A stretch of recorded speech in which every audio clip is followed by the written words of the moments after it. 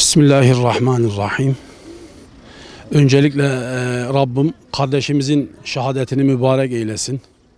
Tüm Müslümanların başı sağ olsun. Yine bizim nasibimize bir şehadet düştü. İnşallah Rabbim bunun hayrını, rahmetini ve bereketini Müslümanlardan inşallah esirgemesin. Kardeşler, yani gerçekten olayın neresinden bakarsak bakalım, daha öncesi meselelerde yaşandığı şekliyle yine çok ciddi sorumsuzluklar ve ihmalkarlıklar söz konusu. Meselenin gördüğümüz boyutu itibariyle ve görüntülerde baktığımız boyutu itibariyle meseleyi izah edecek olursak, biz olayda şunu gördük. Sorunlu, sıkıntılı, bu Hakkari'li grup olarak ifade edilen kesim, ki biliyoruz ki PKK'li bir kesim, atılan sloganlardan da geldiği günden, geldikleri yani o tesislere geldikleri günden bu yana hal ve hareketlerinden de anlıyoruz ki bu gençler PKK'li gençler, gözü dönmüş gençler. Yani şunun cevabı verilmeli. Şöyle başlayalım. Bir, orada bu gençlerin başında gelen bir takım öğretmenlerden bahsediliyor. PKK'li öğretmenlerden. İşte Sur içinde, Cizre'de, Silopi'de hevaliler çarpışırken, mücadele ederken siz buraya dinlenmeye mi geldiniz? Söylemlerinin perde arkası. Bunun devlet tarafından netleştirilmesi lazım. İkincisi, bu çocuklar Hakkari'den getirilmişler. Zihniyetleri belli, düşünceleri belli ve geldikleri günden bu yana da fikirlerini en rahat bir şekilde ifade eden bu gençler ortadayken ve kalabalık bir güruh iken, bizim şehit olan kardeşimiz ile birlikte 5-6 kişilik Müslüman genç grup da var. Geldikleri günden bu yana ufak tefek sırf kardeşlerimizin düşüncelerinden dolayı bu Hakkari'li gözü dönmüş grup kardeşlerimize dönük hep böyle bir takım itmeler, kalkmalar, yan bakmalar gibi bir süreç yaşanılmış. Yine soruyoruz. Bu süreç yaşanılırken işin sorumluları neredeydi? Yani her an patlamaya hazır bir bomba, her an oluşacak bir gerginlik.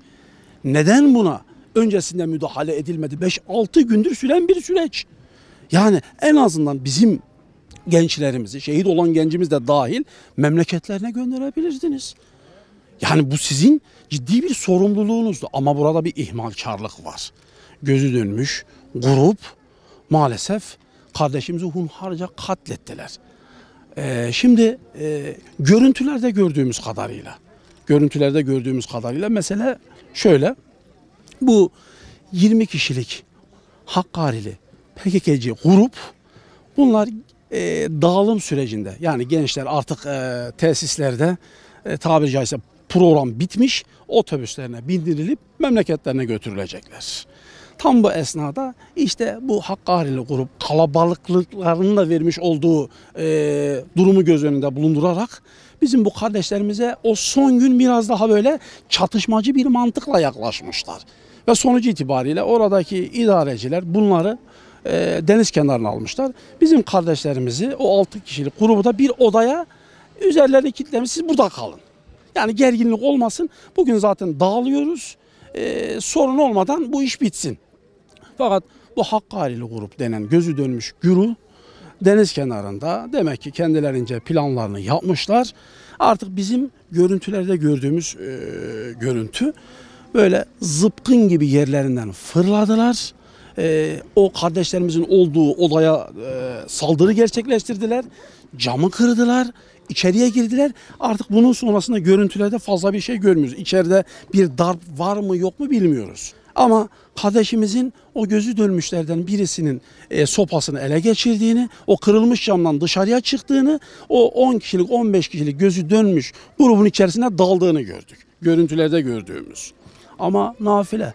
Hani 15-20 kişilik gözü dönmüş bir güruh ve bir Hüseyin.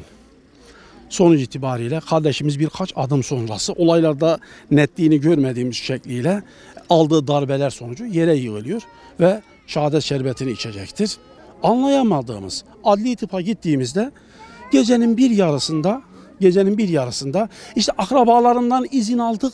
Tabi bu arada milletvekili Şükrü Erdinç Bey'i aradık. Adana milletvekili.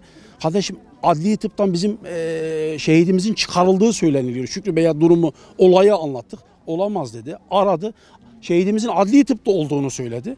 Biz tekrar gittiğimizde şehit çıkarılmıştı. Zaten İlka Haber Ajansı'nın oradaki muhabir kardeşimiz de şehidimizin çıkarıldığı görüntüleri çekmişti.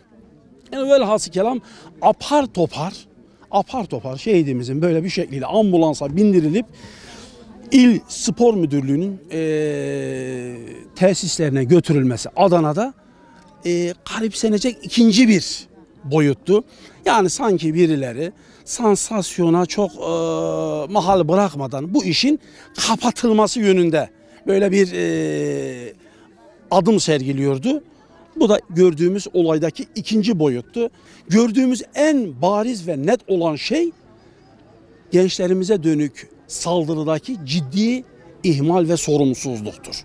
Bu iş başında önlemi alınabilirdi ama maalesef alınmamış, olay bu boyutlara gelmişti. Şimdi tabii yetkililer çıksın kendi açıklamalarını yapsınlar. Yani Mersin Valiliğinin hani belki Seyhan diyorum Silifke mesela kaymakamlığı açıklama bile yapmadı. Sonuçta ilk gittiği yer biliyorsunuz Silifke Devlet Hastanesi'ydi. Bizim Silifke ilçe başkanımız, kardeşimiz hastaneye gittiğinde hastanede başhekimliğin ısrarla kesinlikle hiç kimseye hiçbir bilgi verilmeyecek diye oradaki çalışanları tehdit ettiklerini duyduk. Yani kesinlikle hiçbir bilgi verilmeyecek. Bu da işin farklı bir boyutu. Neden bilgi verilmeyecek? Olayda ne var? Yani bu olay deşifre edilmeli. Olayda kesinlikle hem Silifke Kaymakamlığı'nın açıklama yapmaması gerçekten bir vahim durumdur. Ama valiliğin de sanki bu mesele çok basit, işte birkaç genç arasında olup biten bir mesele olarak konunun bu şekliyle kamuoyuna algılatılması da ikinci büyük bir yanlıştır.